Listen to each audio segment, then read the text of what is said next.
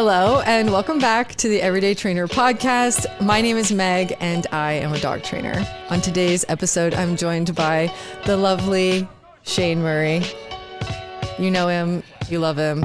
It's going to be a great episode. Let's do it. You know the drill. Grab yourself a tasty drink and meet us back here.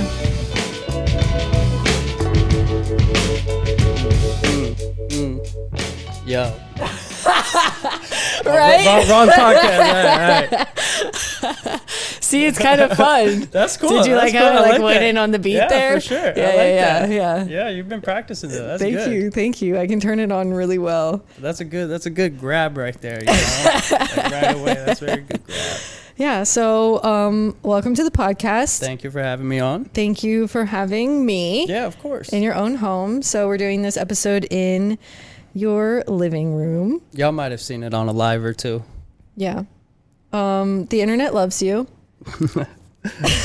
I'd say some. Yeah, some. Yeah. I'm just gonna like put you a little bit on blast here. Let's do it. You're the TikTok dog trainer. Yeah. Tell us what this world is like. So it's funny because by some people it's well respected, and by some people it's the TikTok dog trainer. Yeah. And so some people don't take it too seriously. Mostly in the pet world, pretty well respected, but when it comes to like the working dog world, that's where I become the TikTok dog trainer. No, really? Yeah. Do they make fun of you? Some of it is friendly. Yeah. Some of it maybe a little saltiness in there. But I get it. They're like, just jealous. yeah, maybe, but it's different. It's a new generation thing. Like, Oh yeah, for it's sure. definitely different.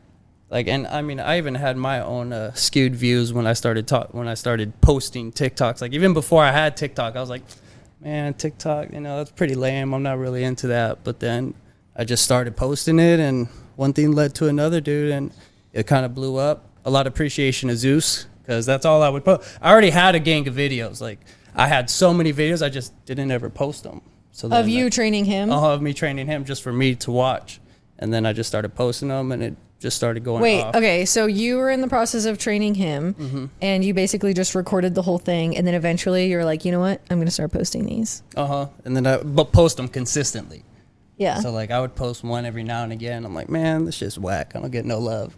And then I started posting them consistently and started getting a lot of good feedback from it. But a lot of the shit was just videos I already had, I didn't know that. Yeah.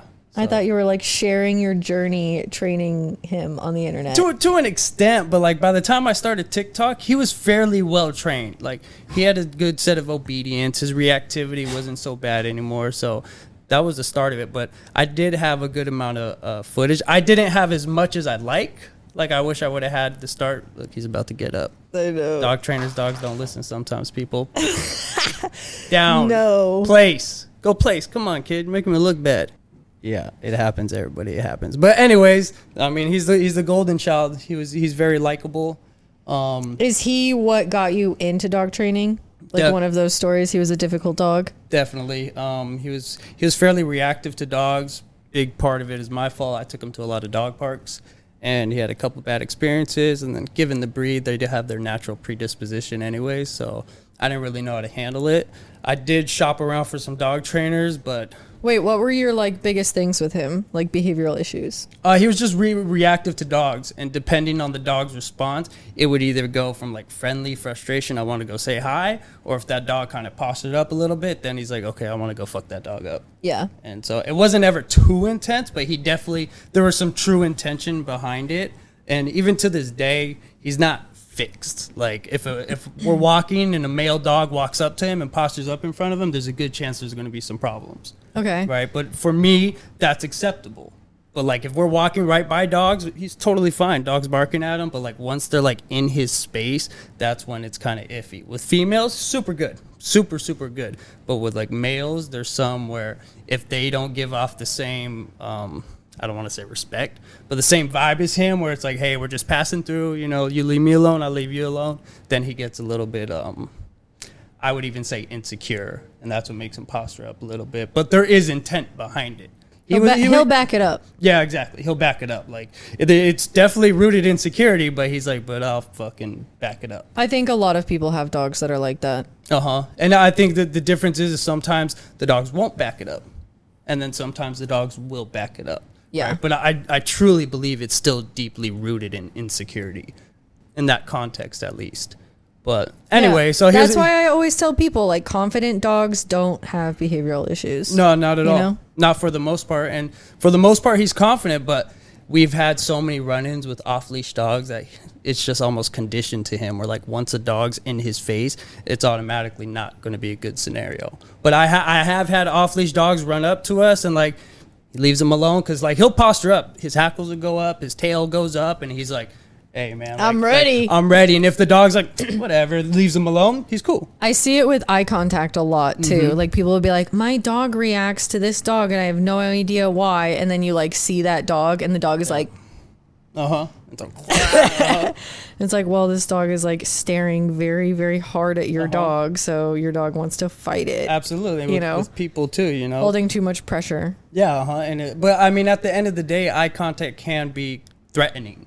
Right, that's what I'm saying. It's pressure.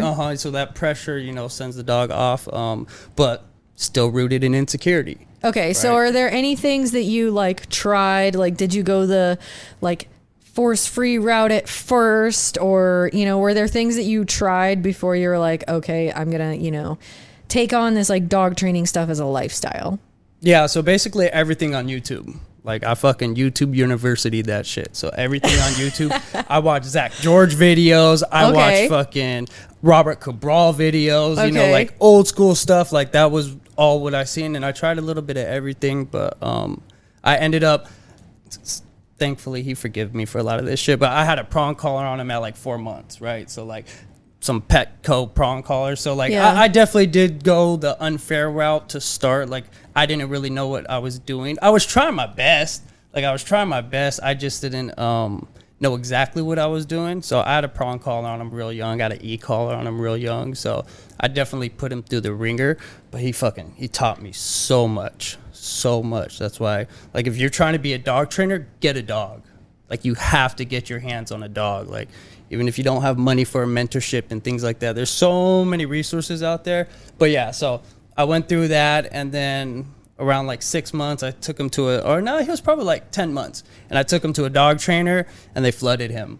They took him through some kennels, and he was like, you just gotta fucking tell him, let's go. And then he was struggling, and then after that, I was like, okay, it didn't feel right. I thought that was too much from him. Yeah. And so then after that, I just started doing everything on my own, and I worked on a lot of obedience, a lot of counter conditioning. We did a ton of shit. Some of the shit, I wasn't even aware of what I was doing. Like, I was working in the quadrants. I was doing the counter conditioning. And I wasn't even aware really what counter conditioning was. Yeah. So some of the shit, we just got lucky and we did the right stuff. Well, I don't think you just got lucky. You were just doing the things that were working. Okay. That's a way better. No, that's a way better way to put it for sure. That's a definite better way. And honestly, like, that's really how I learned. And I think that's the best way to learn, is to just get your hands on dogs and act within your knowledge base. Like, don't do anything that you can't like back up of like why you're doing it. Yeah, no, definitely. And that was my downfall. Is like, I would watch these YouTube videos and I would try to do that to him, and he wouldn't respond the same way the dog on the video would respond. And I'm like, what the fuck do I do now? Like, he's not doing what that dog did. So it was a lot of trial and error. Like you said, whatever worked, that's what I kept on doing. He definitely he got put through the ringer, but he's come a long way. He's come a very long way, and changed my life. Like, once I started training him, people, like, I would train him at parks and outside of dog parks and things like that. And then people asked me for the longest if I was a dog trainer. I was always too scared to say because I only train him, right? Training one dog does not nowhere equate to training a lot of dogs. And so I didn't have that confidence to be like, you know what? Yeah, bring your dog down. So I started training for free. Like, if buddies had dogs, my parents' friends had dogs, I'm like, yeah, I'll train them for free. And then once I got some a groove going there, some confidence, then, dude, I was doing sessions for $25 an hour. And I would do everything I would do. And then I just started getting better and better and better. Yeah, same. I mean, experience is the best teacher, dude. Have to work a million dogs, and sometimes dog trainers will like say things, and you're like, "Wow, I can really tell that you have not worked that many dogs." Absolutely, all the time, especially people who think things are real black and white. I'm like, I could show you a dog that'll prove that to be wrong to you, and if you don't put your hands on a lot of dogs, you're not going to see that. You're going to think it's all really black and white. Yeah, and you kind of talked about how like you tried things on the internet with him and then they like wouldn't work or he wouldn't respond how the dogs in the video did. Is that what kind of like inspired you to make content about it? Yeah, because little content tip for a lot of people didn't show troubleshooting in a lot of videos. So they didn't show like, okay, but if your dog does this instead, this is what you may have to do. Yeah. Right. So like they showed, okay, this is what we do with Fluffy, and Fluffy nailed it. Good boy, Fluffy. And that's it. And I'm like, okay, but now what if my Fluffy don't do that? I don't have any other options. So I wanted to make content that was real easy for people to follow and really easy to apply, because once you confuse things and you make them too difficult, it's hard for people to apply it. Yes. You know? And I think that's something that a lot of dog trainers struggle with, is like communicating things in a simple way. Because like you said, you were doing all of the things. You were like, you know, counter conditioning and classically conditioning and using the 4 quadrants. And there's something to be said for recently being in the position where you're like struggling with place.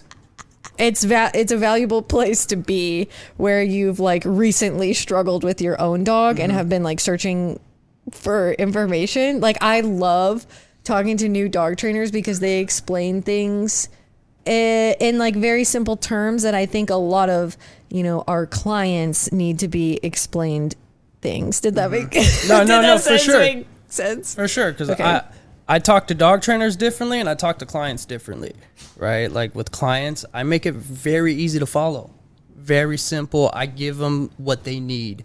I don't go down and explain instrumental learning, Pavlovian conditioning. No, I don't explain that to most clients unless they ask, if they're truly interested. But I give the client what they need to know and what's going to help them. And then once they show me they could handle that, I'll give them a little bit more, and then a little bit more, little by little. But a dog trainer, you know, I'm going to talk to them a little bit differently, because there are some basic things that they should already understand.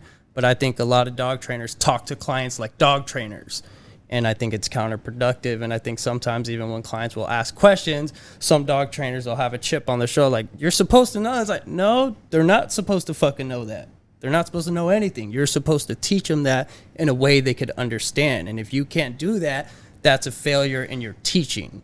Yeah. And I think like newer dog trainers have more recently been in the place where you're like, I don't know anything. Like once you've been doing it for some time, you know, simple things like crate training, you know, like all dog trainers are using a crate. Yeah. Like let's be real. Like anybody that you know that like has a dog training business, like they are using crates. But sometimes you'll talk to clients or like people on the internet and you're like, this is my dog's crate. And they're like, you monster, you horrible human being. And it's like, that's just where they're at. And so that's where your skill as a teacher comes in, right? So like, let's say it's a client, like you have to learn how to explain that to a client in a way that they're going to understand why crate training is beneficial, right? You can't be like, why wouldn't you want to crate train your dog? We all crate. Like, no, you got to fucking speak to them in a way that they're going to understand it and that they're not going to feel small, right? Yes.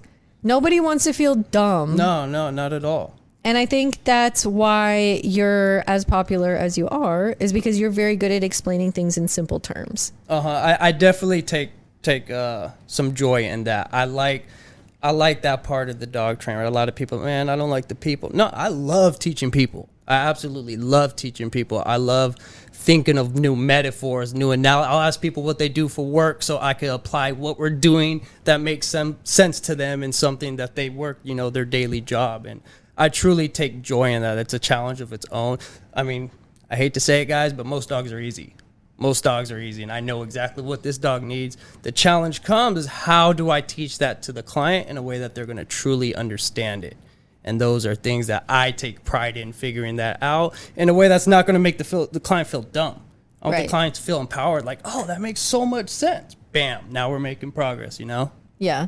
Yeah. And we were kind of talking earlier, like, I think that too is one of my strengths is like simplifying everything, but it's because of how I learned. Like, I didn't learn in like a traditional, like, schooling sense of dog training, but I just learned very like hands-on what clients were doing and what they were capable of doing, what they were capable of understanding, what they were capable of maintaining, because I think that's a huge thing in dog training is like, yes, you can be the most skilled dog trainer, but if you can't make something sustainable for somebody, you know, like if you're like, do 3 active training sessions a day and that person works like 12-hour days and like isn't the type of person to want to do like active training sessions, then it's like you're kind of setting them up to fail. So it's like our job as dog trainers to be like, okay, this is the type of person that you are. This is the type of dog that you have. This is like the best solution for you. So kind of like what we were talking about with like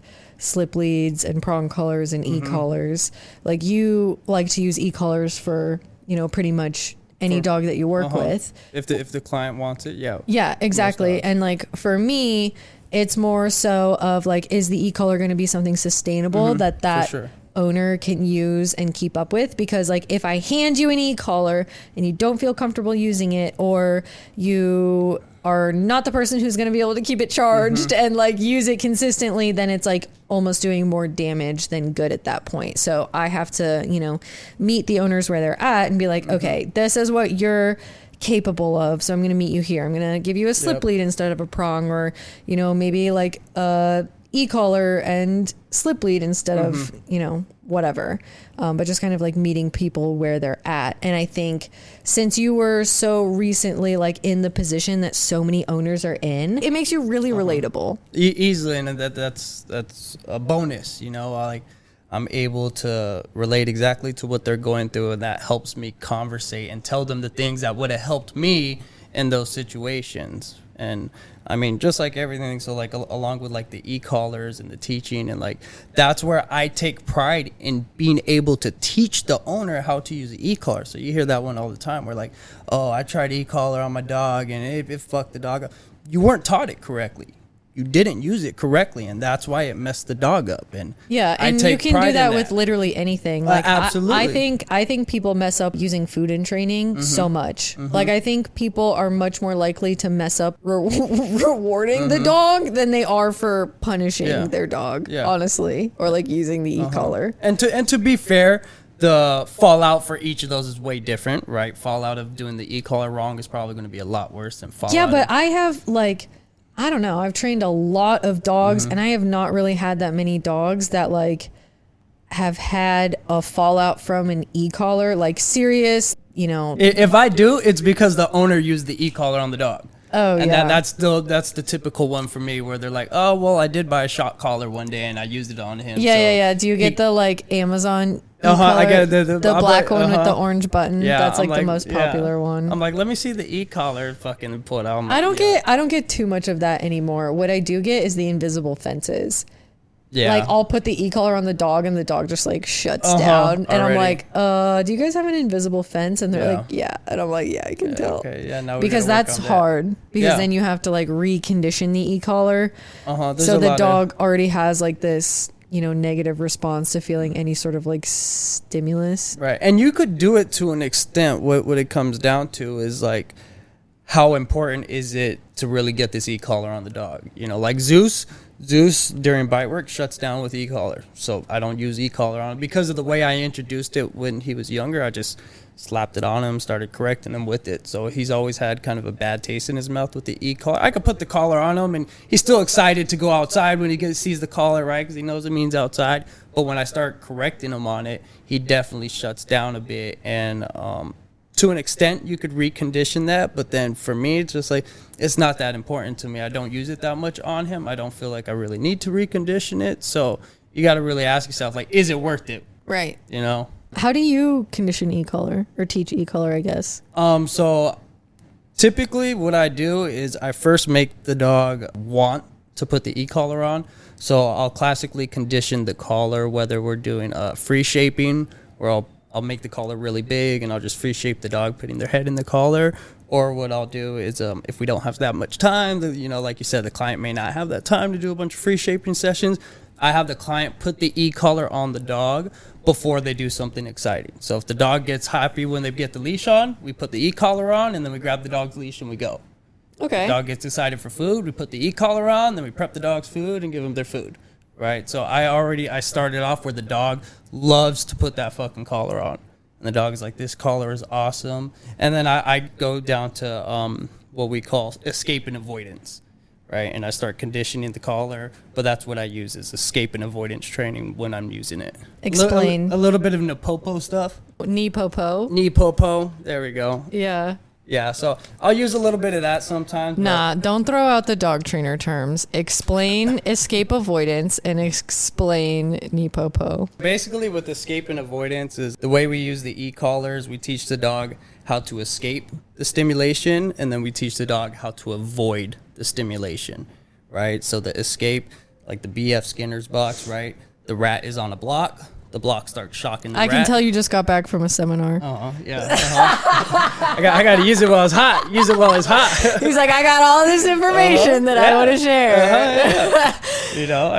Dumb it down. All right, so the dog wants to escape the stim, right? So like if I'm recalling my dog, I'll apply the stim, recall, and that stim stays until my dog shows commitment towards the recall behavior and it shuts it off. So the dog learns how to escape the stim. So the conditioning process can be a little unfair, right? We're not using high levels, but it is a little unfair, as in the point where we're stimming the dog right away, even when we're giving the command, right? But that's part of the conditioning process. And then so once I get the escape part of it, that's when I create the avoidance, where now I want the dog to avoid the stim. So I'll recall the dog, and then I'll stim the dog right after. And then once I do that, next time I recall the dog is running to me really fast because they want to avoid that stim. So what a lot of people get stuck on, they get stuck on the escape part for too long. So they're continuously using low-level stim to get the dog to do the behavior. And so what could happen with that is if you do that too much, you could kind of build a callus to the low-level stim. Mm-hmm. Right? So you want to go to the avoidance basically as soon as the dog's ready to go to the avoidance phase. So I'm not consistently using low-level stim. No, it should be a punishment right after the command if the command's not obeyed, and then that creates the avoidance where the dog's like, yeah, next time I hear that command, I'm going to listen. Because I hate to tell you guys, even though your dog knows the command, there are times where they do not want to listen, and then where they have another competing motivator, and that's tend to be where punishment comes into play, where the dog understands. He brought in competing motivators. That was basic. I mean, come on. You know competing motivators. That one's basic, right? That one's basic. When there's other... So, like, Zeus likes to sniff female scent, right? So, like, if he's stuck on the grass and I recall him, he does not want to come to me, not one bit. He don't want to come to me. But through the conditioning, he knows that there's a punishment if he does not come to me. And so that's what helps motivate him away from the smell to then come to me. And if I do my job right, I shouldn't have to punish him too many times for that. It should be one punishment, and then after that, he's on it. But this is where I think a lot of people stay in the low level. They're like, well, I'll just use low level and then bring him over to low level stim. Good luck. You're going to be on that spot for a very long time. Yeah. And that's where you kind of get into Ivan's take on e-collar training. He's kind of like, don't do the low level stuff. Yeah. I mean, and some because you're just like training the dog to like take the e-collar at, higher and higher levels. And so what it can do sometimes is it could amp the dog up. Like with Slim and during bite work, I don't use the e-collar during bite work. It amps him up, right? So that's where they say you could use the e-collar as a gas pedal. So with some dogs, once they start feeling that stim, they're going to complete the behavior much quicker to turn off that stim. Right? And then you pair that with some food after. Now the dog gets two rewards. The dog gets the reward of the release of pressure from the stim, and then the dog gets their food or their ball. And that's where they talk about kind of turning it into a gas pedal, which, I mean, I see it done, and I see it done well, but like, it's two different genres, right? I'm dealing with pet dogs who I don't want the e-collar to be a gas pedal for my pet dog. Right. I don't want that. But for my working dog, yeah, I may want that for the dog. Yeah. I just explain the kind of like escape avoidance thing as like pressure on, pressure off. And whenever you're in the beginning stages of teaching, whether it's verbal cues or leash pressure or e-collar, that thing that you're teaching is always going to go on first, you know? So I want the dog to feel that sensation, be like, huh? What do I need to do? The leash gives you the guidance, or the command gives you the guidance of how to turn it off. And then once you have a dog who understands how to turn it off, then it can come in on the back end of commands if your dog doesn't, you know, follow through with it. Yeah. I mean, you're giving them kind of like the opportunity again to like avoid. Right. Yeah, definitely. But I have come to terms with too that I could condition a dog to an e-collar with I could basically use an e-collar to help teach a behavior, which is something they always tell you not to do. But it's like leash pressure, right? Can you use leash pressure to teach a dog to go on a place bed? Yeah. So you should be able to use e-collar the same way, right? But we also use the leash to help communicate that, right? So I could build a loose leash heel with the e-collar and a slip leash, right? Yes. May not be necessary, but that's like, I used to think that with the e-collar too, where like, no, the dog has to know the behavior in order to start the e-collar. But I've come to learn that if you're skilled enough with the e-collar, the dog doesn't have to know as long as it's not a complex behavior. I'm not going to teach my dog focus heel with the e-collar. You know what I mean? Right.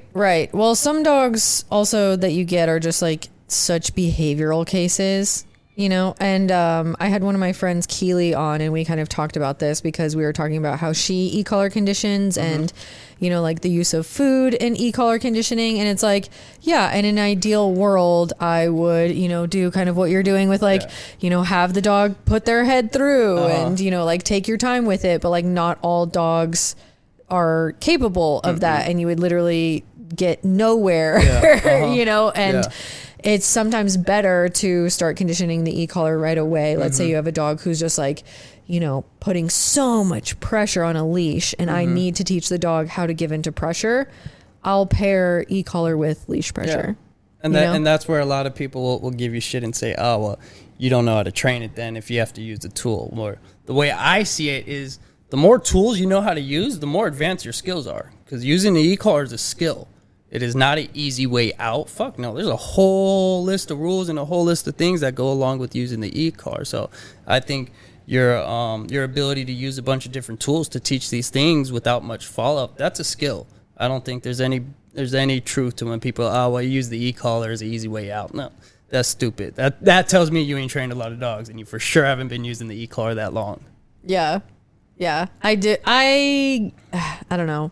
I get that a lot. My biggest thing is just like the pressure on, pressure off for people. Like I think people are kind of like turned off by like using their leash or like using pressure or using like stim because they think it's like uncomfortable for the dog, but it's really not, because if you watch like groups of dogs kind of, you know, like congregate, like for a while I did a lot of group work with dogs, which I think I learned the most from, like literally just like sitting and watching dogs interact. Like they communicate through like body language and spatial pressure. And like, that's really what the e-collar is kind of like this little doggy translator, you know, because dogs aren't walking around talking to each other. No, exactly. You know, and so like humans are like, oh, I'll just like tell you what to do. And it's like, it doesn't really work like that. Talk to me all the time. Yeah. So two things on that. One, you want to learn good dog body language? Go to a fucking dog park and watch the dogs in there. You will learn body language in there and you will see a lot of things. Don't go in the dog park, but watch those dogs in there and you will learn a lot about body language in there. And then pressure is the dog's native language. Like that is what the dog, as soon as that dog is born, that dog knows how to turn off pressure. You get a puppy, you put a puppy outside and it's hot out. What does that puppy go find? Shade. What is that? Relieving pressure.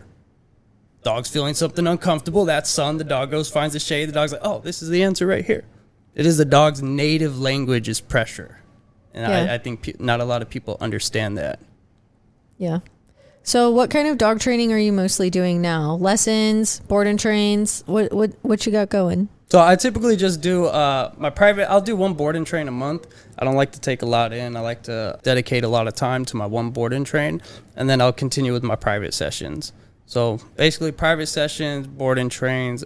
I'd say at least 8 out of the 10 dogs I train are reactive in some way, whether it's fearfulness or excitement, over arousal, whatever it may be. But I'd say 8 out of 10 dogs are reactive, and then the other 2 out of 10 just need some basic obedience, you know? Yeah, I think almost everybody has a reactive dog.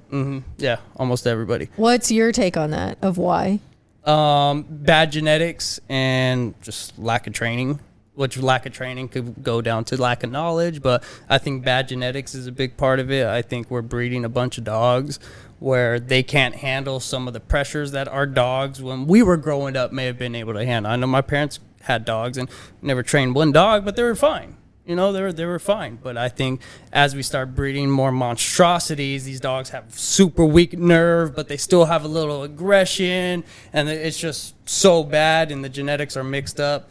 And then people take their dogs outside a little bit more, so that plays a role into it too, right? So when my parents' dog growing up mostly lived in the backyard. So we may have had still a lot of reactive dogs back in the day, but we just didn't see them. Right. So now people are going outside more with their dogs. Now we're seeing a lot more reactive dogs because they're trying to go outside, and then it goes down to the lack of knowledge. People just aren't aware on what helps the reactivity get managed and what helps the reactivity progress. You know, like some people are, I see it all the time when they're walking a dog in the harness, the dog's barking its head off and they keep dragging the dog exactly where the dog wants to go. Yeah. I'm like, man, like, you're doing great bite work. I'm like, if you only knew, like, just turn around the other way, like, you know, that would do tenfold to your training right now. But people lack of knowledge, you know, and so that's where, like, people like us, we put videos out there to try to help out the average everyday owner with a little tip is fucking just turning your dog around when they want to go that way. A little tip like that could make all the difference for some dogs. Yeah. Yeah, for sure.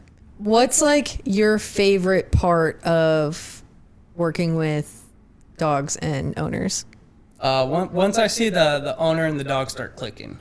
Okay. Like once I see them start developing a little bit of a groove, and they got some mojo flowing, that's what I like to see. That's my moment right there where I'm like, nice, you guys are fucking getting it now. Do you like the people coaching side of things? Absolutely. I truly like, I always knew whatever I was going to do in the future that it was going to involve helping people. And thankfully I got into the business where I'm helping people and dogs. But I've always liked helping people. So being able to coach the people up is super fun for me. And I've seen clients crying to me, and like that shit gets to my heart, and I'm like, man, like you need help. And then once they start getting the confidence, and they're like, I've never been able to walk my dog fucking past a dog like that. Like that shit makes me so happy, because a lot of people take for granted. Like if you got a good dog at home and you haven't done much training, be fucking grateful, because there are so many people out there where just letting the dog outside the front door is a hassle. I trained a dog the other week where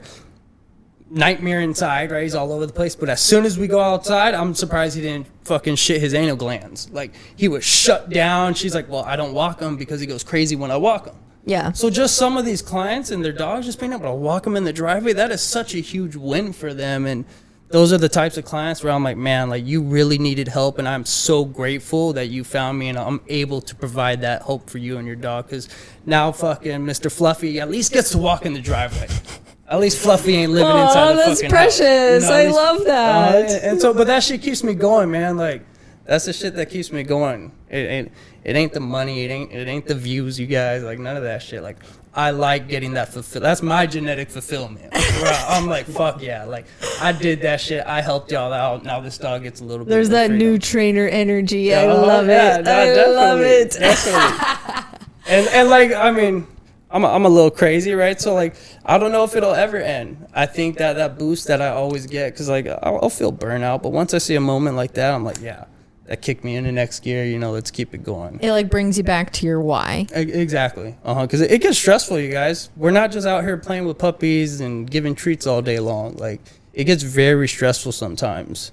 Yeah, and you talk about how most of the dogs that you work with are reactive, and I recently did an episode with my friend Clayton, who's a dog trainer, and we kind of talked about that, and I was like, I know exactly why, like, a lot of people struggle with reactivity, and I feel like a big part of it is like the expectations that we have around our dogs and like their sociability, social You're asking the wrong one, man. I talk to dogs all day long. My vocabulary. My brain has stopped producing the words. Yeah, we just have like way too high of expectations. So like, you know, you talk about how, like when owners have reactive dogs and it's like you can't take them anywhere sort of thing. Do you think that it's fair for us to have that expectation that like anybody should be able to take their dog out? Like we talk about, you know, your parents' generation, those dogs, we were not seeing those dogs. People were not trying to take their reactive, like aggressive dog to a coffee shop. Like, what's your kind of take on that? At the end of the day, like I deal with a lot of, like the Schnauzer that I'm boarding right now. She's got a couple teeth hugs on her record, right? And so like, it's a management thing. And like the best thing that I could do for her and her owner is teach them how to play, teach her how to walk the dog, and I'll tell her the best times when to go out and take that dog and where not to take that dog. So there's so many dogs who, the bare minimum, you could take them to the park, play with them, you find a quiet park and you go back home, and that dog will live a happy ass life. Like that dog doesn't need to go to the coffee shop. That dog just needs to be able to not dodge or dart at people and dogs and to be in their own corner, but that dog doesn't need to go to Home Depot. I feel like there's this expectation of like people that if like they can't get their dog to the place where like they can do that they have like somehow failed. And I just don't agree with that at all. I'm like, you just don't have the dog that can do these things. Like I did a Q&A and someone asked, you know, what are some recommendations that you would suggest for me camping with my like dog, aggressive and reactive dog? And Clayton was like, that dog doesn't get to go camping. That's not a dog that gets to enjoy that, you know? And he's like, this is kind of the problem is like there's all of these genetic messes of dogs out there, and we have the expectation that these dogs that are not like genetically made to do this are like expected to go to coffee shops and doggy daycare and dog parks and all of this stuff. And so many people have dogs that like that is just not the case, and then they feel like they've like failed themselves or their dog in some way. It's definitely sad, but and that's regardless of training too. So I have a dog I did a lot of sessions with. Ryu was his name. He looked just like Zeus twin, but he had some bad fear aggression, and he had like the type where like not a lot of warning signs are given. Like he looks and he goes. Right? And so there are dogs like that. People, as much as you may not want to believe it, there are dogs that don't give you many warning signs and look and go. Right. And so we've done a lot of training with him. He's doing fine, muzzle trained, all that. Like we've done a lot of work, and his mom was like, okay, I want to take him to the Spectrum. That's a outdoor mall out here in Irvine. Okay. And she's like, I want to take him to the Irvine Spectrum. I'm like, okay, we could go and we could work it. You know, we had our double line, our muzzle, everything, you know, everything squared away. Oh my gosh. So we were there, right? And so like he was fine, but like I told her, I was like, look at his body language right now. I was like, do you think he wants to be here? He is not loving this. He did not want to be, but like they really wanted to take him. I was like, okay, like I'll go with you guys. I'll keep it safe and everything. But like he was doing his thing, but his body language, he was not having fun. He was scanning. He was like, man, he was and it's like, why do you want this dog to do that? And so what I told him, I was like, listen, don't take him here again. I showed you guys, you know, like he does not do well here. He doesn't want to fucking be here. He would much rather be at home where he'd be like, thank you guys for leaving me because I did not want to fucking go to that place. Now, if you want a dog that you could take to the outdoor mall, get a different dog.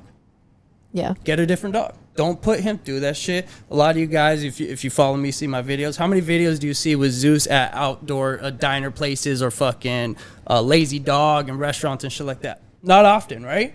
Because I know he's not going to enjoy Mr. Fluffy walking by him, going right up in his face while he's laying down by me. Mr. Fluffy. And so I'm not going to subject him to that because it's just not fair. It's not. He would much rather fucking sleep here versus have a bunch of random dogs in his face. So like the setting the expectation is super real, and your dog could have a very happy life going straight to the park and going straight home and going on a walk and fucking that's it. I'm not saying that for every dog, you guys, but if you have a dog with severe behavioral problems, lower your expectation and just work on fulfilling them physically and mentally in a safe manner that they're going to enjoy. Yeah. Too, and I have like a friend of mine that has a very, very human aggressive dog.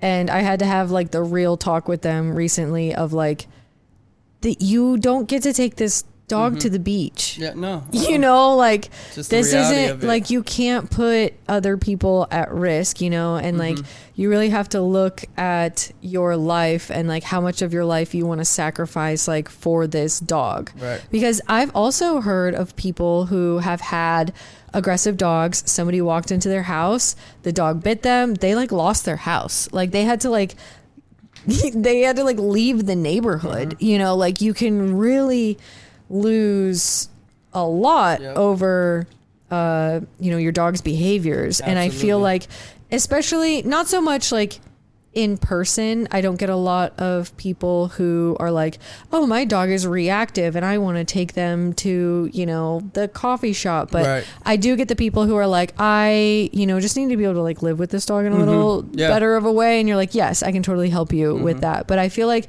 I do get a lot of questions from people on the internet who are like, you know, here are all of my dog's behavioral issues and I'm going to camp or I'm going to, you know, like travel with a van full of dogs. And it's like, that's not like, this dog can't do this type of thing, no, you know, like it's not the dog. That's why I got another dog. Yeah. Right. I got 2 dogs. Why did I do that? Well, because Zeus's genetics just aren't fit to do like bite sport competitions.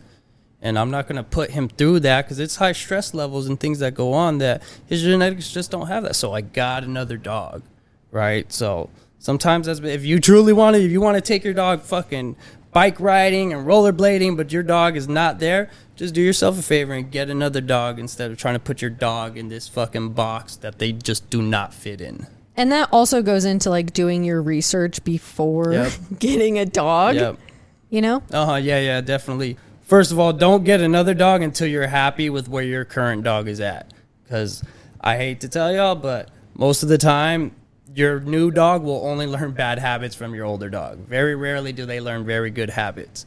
They tend to bark when the other dog barks, right? So make sure your first dog is solid to the point where they're going to help you out. Like when Slim was like 10 weeks, he had a recall. Why? Because he would chase Zeus and I would recall Zeus and Slim would come right back and I'd be able to pay him with some food, right? So make sure your dog is set before you go and try getting another dog. And do not get your dog a fucking dog friend, okay? If you're getting a dog, it is for you. I did not get Slim for Zeus. I got Slim for me, right? Because if it was up to Zeus, Zeus would much rather not have a little fucking Dutchie biting his face and biting his ears all the time. Right, so make sure if you do get another dog that you're getting that dog for yourself and not for your dog. All right, you're busting out all your dog trainer pointers. What I'm sure you get a lot of questions, right? What's like the one piece of advice that you wish owners knew? This question, I get this question, and a lot of times I wish my answer would be hand feeding your dog. Like, I know that sounds like the right answer, but in my experience, keeping a leash on your fucking dog inside the house. If you do that, you will eliminate so many problems inside the house, and you will eliminate so many communication issues. It's not even funny. Like, it's just not even funny. And what people tend to not realize is how long does your dog spend inside the house versus outside? I'd say they're inside the house at least 80% of the day. Yeah. And if you got your dog running amok inside the house 80% of the day, and then you want them to respond to commands and things outside of the house, there's no way. There is no way. So I'm super big with if you have any behavioral issues with your dog, anything is going on where your dog may not listen, keep a leash on your dog inside the house.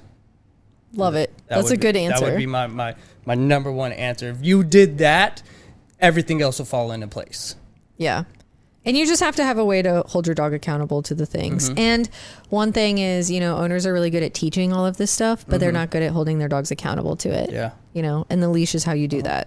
Dude, and that's why I like the e-collars, because it's a cordless leash. And it's the same thing. But it is truly magic when your dog understands, like when you tell them to do something, that if they don't do it, you're going to make them do it. And that's where, you know, the force-free people come in, where they're uncomfortable with that aspect.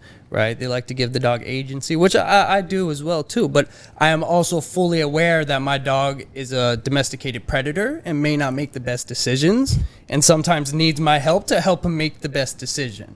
Right? But that's where some people feel uncomfortable. Well, I don't want to make him do. Okay, I understand. But let me explain to you why that's going to be harmful to your dog in the long run. So what about you? What would be your one advice? Pet your dog less. That's a good one. Yeah. That's a good one. This stuff, you guys, like, People I understand. will fight me over that one. I understand it. It sounds cold, and you're like, well, follow through, make your dog No, do people are stuff, petting their dogs 24/7. Literally 24/7. It becomes, I mean, it becomes obsessive. Like, and it becomes very unhealthy with the dog. For some dogs. Like, some dogs, it's not a big deal, but some dogs, it develops a very unhealthy, unbalanced relationship between you and the dog, and that's just the truth of the matter. Yeah, and dogs aren't walking around like petting. They don't pet each other. No, it's so weird. Yeah, the dog definitely. I think that it puts a kink in the relationship, and I think too many people. I say this to my clients. It's a little hard. It's not that hard to grasp, but I say it to my clients. Don't treat your dog like a kid. Treat your dog like a partner.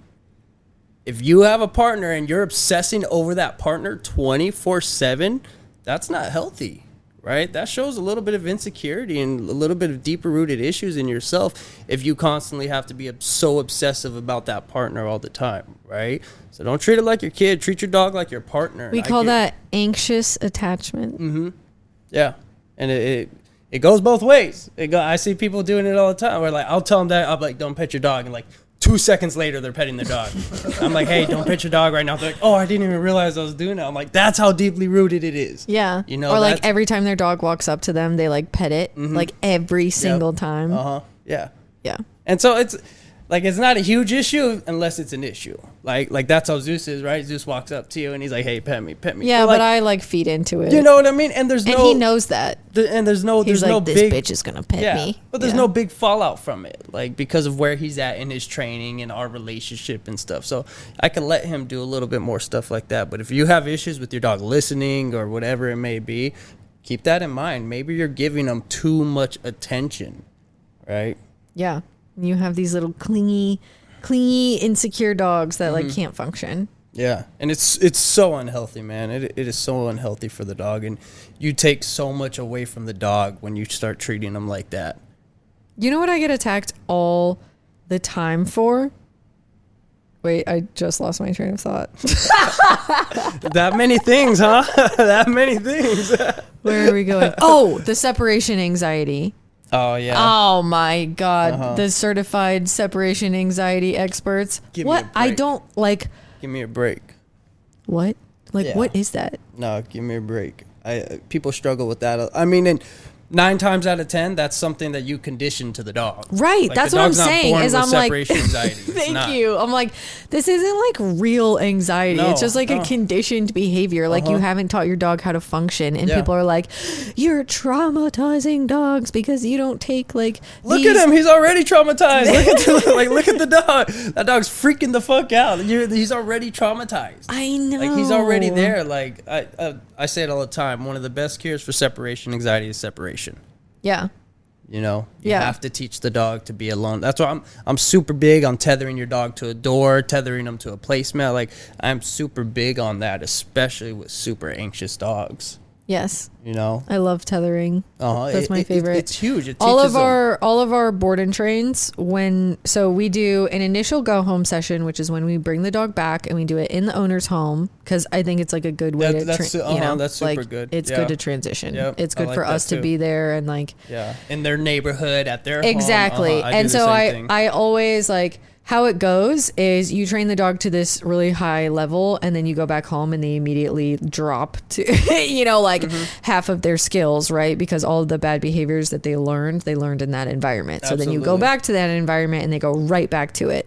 So we do our initial go home session with the owners in the home. The dog immediately is like bad, and I always tell my owners like how I start all of my go home sessions is go ahead and say hi to your dog.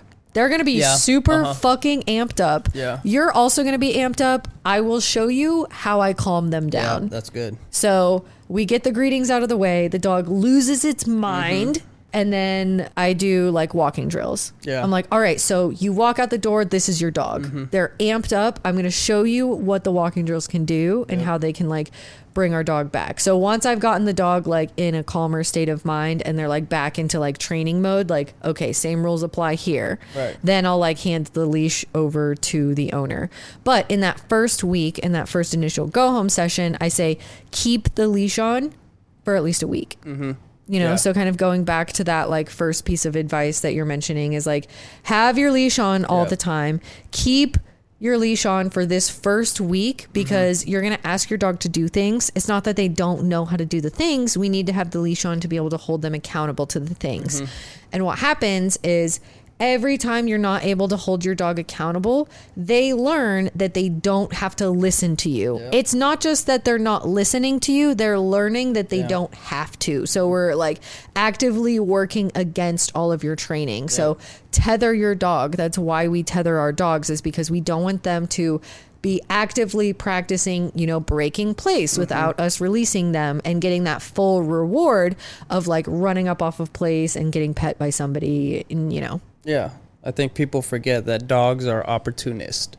They are going to do whatever they can to do what they want to do. And if they figure out that what they're doing helps them do what they want to do, they're going to keep doing that. So if my dog doesn't want to get off the couch and I don't ever make him get off the couch, he's learning, okay, when dad tells me to get off the couch, I don't have to get off the couch. And the more times I tell him that and he stays on the couch, your dog keeps tally of that shit, man. Literally. Like, they know. Like, that's why you get your dog who listens to mom but doesn't listen to dad, or listens to, you know, that, because they know who they have to listen to. And that's where we have to be the adult and show the dog, hey, I know you don't want to listen You're right the now, designated human. Exactly. You have to make the rules. There's a responsibility there. And if you are not comfortable with that responsibility, don't get a dog. Don't get a dog, because there's going to be a time where you have to tell that dog no. And if you're not comfortable with doing that, don't get a dog, because that's not fair for the dog that you're going to withhold that form of communication for them. Yeah. Okay, I want to talk to you about the social media stuff. Oh, nice. Okay. What is it like? What is it like to be an online celebrity? I don't take too much note of it. So, like, I was always somebody who I just wanted to post cool videos of my, like, it didn't even start off with me wanting to teach people. It just started off with me wanting to showcase what I did with Zeus, what I taught him all by myself, where nobody helped me teach him that. Like, and that's what it just started with. And I feel like I'm trying my best to take advantage of the publicity that I have by showing a good example of a bully breed, by showing good examples of training, by showing realistic expectations with dogs and with clients and things like that. So in no way does it get to my head or anything like that. Like, the followers don't mean nothing, right? I want clients. I don't really care so much about followers, right? I want clients, and I want people to be able to see how easy dog training can be when you just put your leash on your dog. And some people aren't aware of that. And if I could post a video that's going to help them, beautiful. But as far as like being famous or anything like that, not if I'm still renting a home, I ain't famous, right? Once I start owning some homes, you know. But like when I go out, like I'll get recognized here and there. It's still a little really? awkward. It's still a little awkward. The Inland Empire, Orange County, like Southern California, it's big, but it's very like well known, I guess. Okay. You know, so like I will get recognized quite a bit, like if I'm out on the town. I kind of love that for you. Yeah, it's cool, but I've been recognized like twice, Yeah. and it like I'll never recover from that. it's awkward, huh? It's a little No, weird. I love it. Oh, you love it? No, dude. I mean, yeah. So I like I it, was but like, me? oh my god, you killed me. Yeah, no. For me, it's a little awkward, man. Like, I'm like, you want to come say hi to me? Like, what do you mean? Like, it's a little awkward, but if you do see me out and about, come say hi, because it does make me happy, and I'm like, holy shit, like, that, you know, it is a cool feeling. All right, I may be a little, you know, I'll take a deep breath and be a little awkward, but I do enjoy that people have enough courage to come up and say hi to somebody that they don't know or that they've never met before, you know, because that takes a lot of courage. If I saw someone famous online, I don't know if I'd go say hi to them. You know, I'd be like, oh shit, I don't know, you know. So it takes a lot of courage, and so I appreciate everybody who does come say hi to me. Do not hesitate. unless you see me with a client. You see me with a client and actively training, please just wait a little bit. Right? Just please, because a lot of my dogs reactive to people and you coming up, right? So, but no, it's a really cool thing. I'm just trying my best to take advantage of it and really showcase a good example of, what good training could do for a bully breed, especially our bully breeds, right? They're so stigmatized. And, I want to be the person that people didn't have, that I didn't have when I was growing up. Like, I want to be that little light where, like, I could add in a little bit of help to people with dog training. Like, every now and again, I'll post some stuff about, like, men's mental health and shit like that, because that shit's important to me, because I used to laugh at that shit when I was younger. Do you want to have the mental health conversation? This is my favorite conversation to have. We're here to talk, right? but that's a big thing for me, and I think it's important. Like, I always told myself, right, like, if I ever did get a good sized platform, that I would try my best to help people learn things that I didn't know that could have helped me out in the past, that I had to learn the hard way, whether it's with dogs, with life, with relationships. Like, I've been through some shit, and I feel like I feel responsible to go and help people because I have that platform. And especially with men's mental health, man, I'm super big on that shit, because I know how tough it could be, how skewed our generation is on emotion and emotional intelligence and therapy and, like, things that a lot of us men need, and we may not be aware that we even need it. So if you're a man, you need therapy. Okay, just put it just right there. Wait, do you do therapy? I do. Stop. Yeah. Not often, but I did beforehand a little bit more often. I'm a very consistent thanerappy girly. Will. Therapy girly. Will, when do I have therapy? It's Tuesdays at 7 p.m. No, but that's good. like that. That's legit. I mean, that's a legitimate thing. That's a legitimate thing. Like, there has to be somebody else. There has to be a professional in place to tell me when I'm losing my mind. Yeah. No, it's like helpful, and sometimes it can be really hard to, like, confide in the people around you, or maybe you, like, don't have people around you. Like, we kind of talked about, like, what happens when you outgrow people. Like, there's definitely that period of, like, loneliness. Yep. And I think having, a professional in a situation like that to be like, hey, I see lots of people who are on the other side of this, Absolutely. Like, how you're feeling right now is, like, super valid, and you're going to get through it. Like, everybody gets through it. Like, we will talk through it. And I see it all the time, just like how we can see somebody who's struggling with their dog and be like, there's light at the end of the tunnel. I promise. Yeah, like, how you feel right now is not a permanent feeling. No, like, it's helpful to have some, like, professional in place to be like,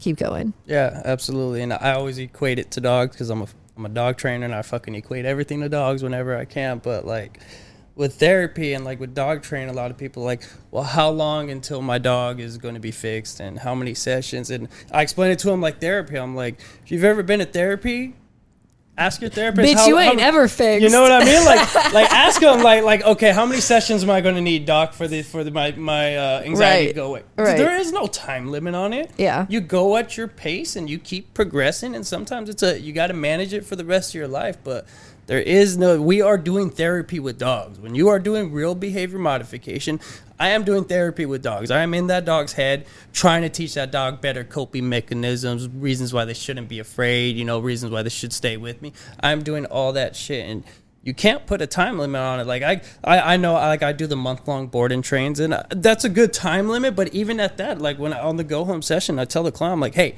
he's not fixed. You have to maintain this stuff to continue the progress, because this is now a relationship-based thing where now you have to show him, you give him the same fulfillment that I did. Yeah. Right? And that is huge. And if you lay off on that, that dog will not give you the same responses that he gives me. And that is, I mean, you hear that all the time, right? Oh, he's so good with the trainer, So it's one of those things where you have to keep up with it, just like therapy. Yeah. You got to keep up with it. And sometimes you can feel yourself slacking. And, like, with my board and train clients, I basically offer, like, free sessions after that. So, like, once they do the board and train, I'm like, hey, if you ever need a refresher. You're not just going to, like, leave people hanging. No, hell no. Yeah. Those are my pride and joy. Like, once your dog board and trains me, that is my fucking dog, right? Like, that's my dog. Like, I love that dog just like it's my dog. Especially you only take one dog at a time. I take one. That is like, it's very personal. Super personal, dude. That's my boy or that's my girl. If some sideways happens with that dog, I'm good. If you take that dog into his position, they're not going to be. I'm going to give you shit. I'm tough on my clients. I'm very fair and I'm very kind, but I'm definitely tough on my clients where I'm like, hey, this is my dog too. You're not going to fucking fuck around with my dog and do the shit that's not going to be good for him, you know? And thankfully I have a lot of really good clients, man. I can't even think of the last bad client experience I've had. But, that's good. Yeah, but like I've had really, really good clients. And I think that's also part of what helps with the social media is that people know what they're going to get when they see me. Right. Like they know what I do. They know how I talk. They know I curse. They know I get a little vocal, right? But like they know that. And so I think that helps. It's almost like a resume, right? Like they kind of see what you do. And I know people don't like to see before and afters, but that's another conversation. But wait, why? Well, because people will say like before and afters make things unreasonable. And like what happened in between? Who's saying this? Just a lot of people will say that. Like before and afters could be cap basically, just because they're like, well, what happened in between the before and after? I'm like, fucking training, dude. Training. That's what happened. Well, what exactly happened? You know what? You can send me an email. We can set up a consultation. Yeah. I'll explain the whole thing I did with this board and train. Yeah, so that's one of those things. We got to get you some courses. Yeah, I'm definitely ready to do that once I get this puppy. When are you getting the puppy? Well, the parents aren't confirmed all right, so like in the dog training world, when we say bitch talking about a female dog, that's a common thing, okay? It's not a disrespectful thing or anything like that, because I almost said that when the bitch is confirmed. But like that is something that we say in the dog world. Honestly, bitch is my favorite term of endearment. From The Office, you've seen Kelly, where she's like, I'm the business bitch. Yeah. Yeah, so once if the mom is confirmed, then she should be due October 28th, at least around that time. That's exciting. Yeah, super exciting. So that's soonish. Fairly soon. Let's get your course. Yeah, I'm telling you, let's do it. Yeah, I'm ready. You got a good timeline. I'm ready. You can get this shit rolling. Just enough time. I'm super ready, you guys. We'll definitely make that happen. Are there any little nuggets of dog training gold that you want to share with us before we close out? You're gonna have me talking all night. If there's one thing I could do, it's talk about dogs. I don't know. I guess at the end of the day, I mean, I'll give a little something for dog trainers and a little something for okay, let's hear it. Pet owners, right? So for dog trainers, our job, at least in my what I truly believe, is to keep dogs in homes. So it's your responsibility as a dog trainer to, like Meg said, adapt to the client to help them keep that dog in their home. If you make shit too hard for them, they're not going to want to do it, and they're going to be unmotivated to train because it's just too hard for them. So do your best to learn as much as you can and really adapt your training style to the client. Like one of my first questions I always ask clients is like, what's your daily routine? Like that's the first question I ask them because I need to know exactly how I'm going to break down things for you to be able to do. So just always keep that in mind, you guys. There's no one approach fits all. Like it's never like that. There's always going to be things that you're going to change your mind about that you may have to tweak a little bit. So always be open-minded and never stop learning shit. Because even like I'm still young in the game, right? I've only been doing this maybe I'd say 2.5, 3 years. Not a long time at all, right? But I am consistently still going to seminars and learning things online, doing courses and things like that, so I could continue to get better and be able to help more dogs. One thing that this has nothing to do with that, but one thing that I love that you do, I don't know how I feel about it, but it sounds like you love it. Don't lie to me. When you talk, you say you guys. Like, are you saying like I should be saying you people or? No. am I not being PC? No. That's not what I was getting at. Like, you're very good at like talking to people that aren't here. You know what I'm saying? Yeah. Like there's nobody in front of us. Will feels it. I know Will feels it. Our audience of one. Yeah. Yeah, you know, but like that's a skill of its own. Right? No, like, I know that's what I'm saying. uh-huh. Like I love that. Like Yeah. you're gonna fucking see me you guysing now. No, it's huge, y'all. Like it's so big, y'all. Like if you have any job, you're a personal trainer, whatever it is. If your job entails coaching people, learn how to speak. Watch YouTube videos of great speakers. Learn the techniques that they use to help them communicate very cleanly and very personally. You know, you want the people to be touched when you're talking to them. So You're very good at that. And that's why I like dog training. There's just so many skills involved that it's more than just sit and treat. No, it is so deep, and I feel like I said, I get my genetic fulfillment. I get to practice different aspects of, you know, just everyday human psychology, right?